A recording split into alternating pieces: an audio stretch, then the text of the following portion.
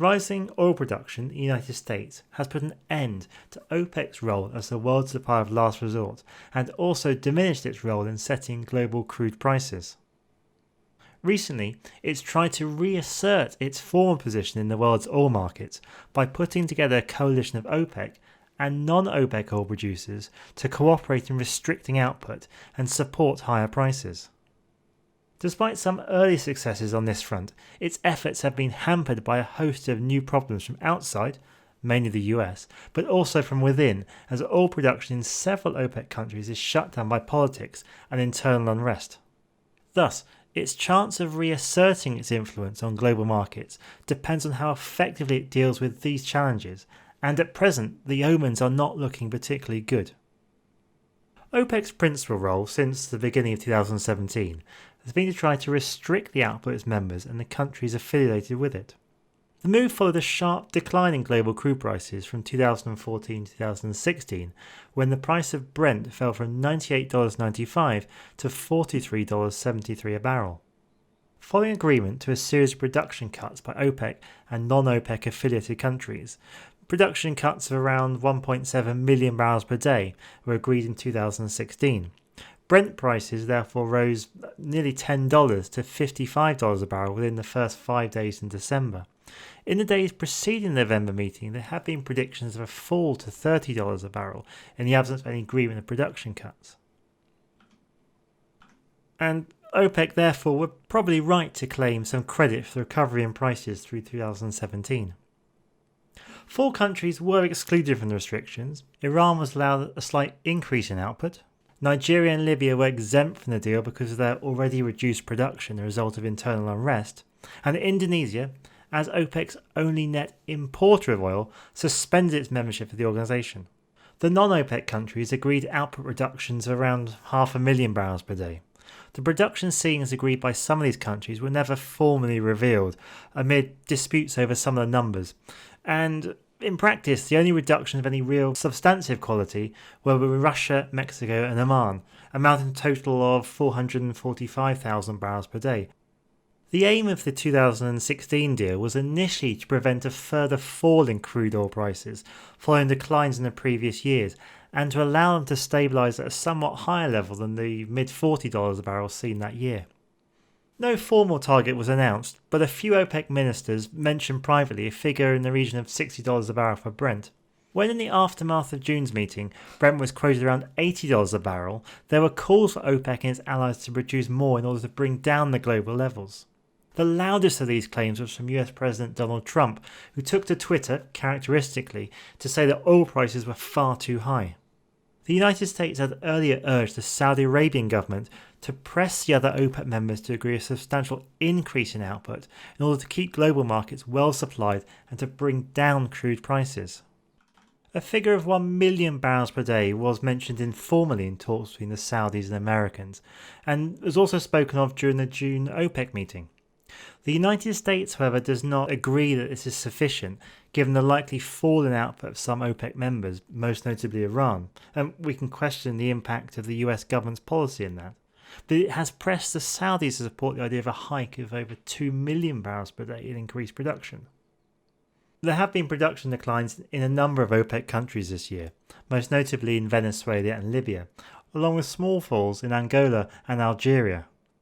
Nigeria's oil production is up slightly this year, but well down on levels from a few years ago because of the unrest in the main Nigeria Delta, which continues to restrict crude oil production to around 1.8 million barrels per day, compared to over 2.2 million barrels per day in 2012.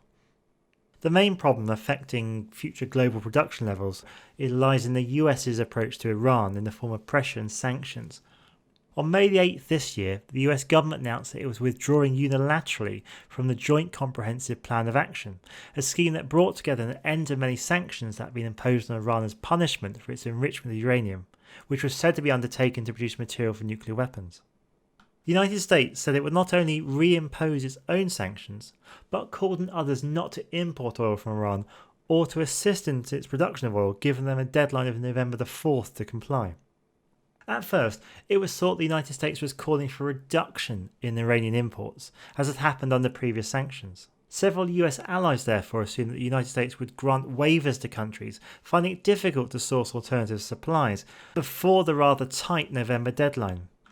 All of them were disabused from such notions, however, when on June 26, 2018, an official from the US State Department said that all countries' oil imports from Iran should go to zero. The effect of the zero option would be to remove around 3 million barrels per day of Iranian crude and natural gas liquids from the global oil markets. Iran's two largest crude oil customers are China and India, with China being the lead buyer.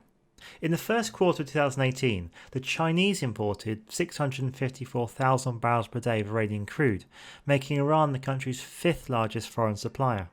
China's crude oil imports are principally of Middle Eastern sour crude, with further volumes from Latin America including Venezuela, where exports are also falling. The Chinese have been slow to react to Washington's calls for oil sanctions to be reimposed on Iran. Primarily this comes down to the fact that their options to replace the Iranian oil are somewhat limited. China's policy is to use its large and growing political and economic ties within the Middle East to secure replacement supplies from a variety of countries across the region. But finding nearly 500,000 barrels per day, the equivalent of half of the reported proposed production increases from Saudi Arabia, will be difficult, and suggests that China will not reduce its Iranian purchases to zero as the US would like.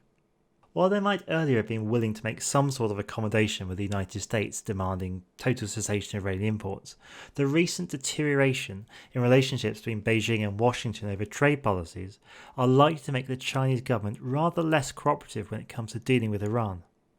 The United States' moves to isolate Iran has important and possibly severe implications for OPEC. The first wave of sanctions by the US, EU and UN that preceded the agreement caused a good deal of friction between Iran and OPEC's Persian Gulf members, especially Saudi Arabia and Iraq, which the Iranians saw as continuing a long-term threat to their share of global crude markets. At OPEC's meeting in November 2016, Tehran insisted on being exempt from the proposed cuts in output and being allowed to increase its output in order to help it regain the market share lost to other OPEC producers during the first round of sanctions. The Iranians were particularly critical of Iraq for what they saw as Iraq's initial failure to reduce its output in line with its promised cuts in the early months of the OPEC non-OPEC agreement.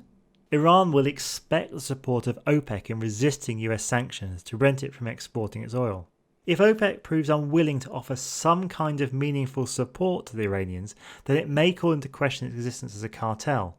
Other OPEC members will no doubt aver that by raising output to cover any shortfall in Iranian exports, they are helping to stabilise the international markets and therefore preventing a sharp rise in oil prices that will eventually lead to a destruction in demand and a consequent sharp decline in prices. Iran's response is likely to continue to be hostile, with implications for political relationships across the Middle East. The rivalry between Tehran and Riyadh for influence in the region is likely to intensify and will inevitably take on the oil dimension as a result. As we saw in the Iran-Iraq War of 1980 to 1988, Iran tried then to interdict neutral shipping in order to restrict the export of oil by other Gulf nations, and it's not beyond the realms of possibility to envisage similar situations occurring in the future. We must also remember, however, that Iran is not the only OPEC member with production difficulties or facing US sanctions. The US has also imposed sanctions on Venezuela, another important global supplier of sour crude.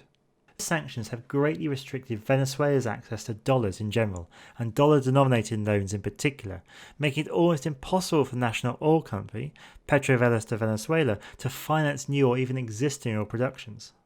The sanctions came about in response to the victory of Nicolas Maduro in Venezuela's presidential election in May 2018, which Washington claimed was fraudulent. We should not forget that Venezuela has enormous reserves of oil. They're predominantly the heavy and extra heavy crude, which is low in value and expensive to extract. In addition, it also requires the import of light hydrocarbon liquids, such as naphtha and light sweet crude, as a diluent for its heaviest crudes to allow them to be transported by conventional means. Its production is in long-term natural decline, having peaked as long ago as 1970 at just shy of 4 million barrels per day. But since it's declined steadily, reaching just shy of 2 million barrels per day in 2017, and frankly it's likely to continue further. In addition to Venezuela, other OPEC members such as Nigeria and Libya are also seeing their output constrained, now primarily for political, economic and financial reasons, all of which are theoretically at least capable of being remedied and reversed. The threat to Iran's production of it is almost entirely political. An increase that might offset a fall in Iranian production, which is the largest driver of the swing at the moment, will have to come from just 4 OPEC members: Saudi Arabia, Iraq, UAE and Kuwait. Of these 4, the OPEC member with the largest reserves and production and also the greatest scope to increase production is Saudi Arabia. Riyadh has already committed to an increase in its crude production of 1 million barrels per day, and therefore appears there's room for further increases thanks in part to its huge reserves.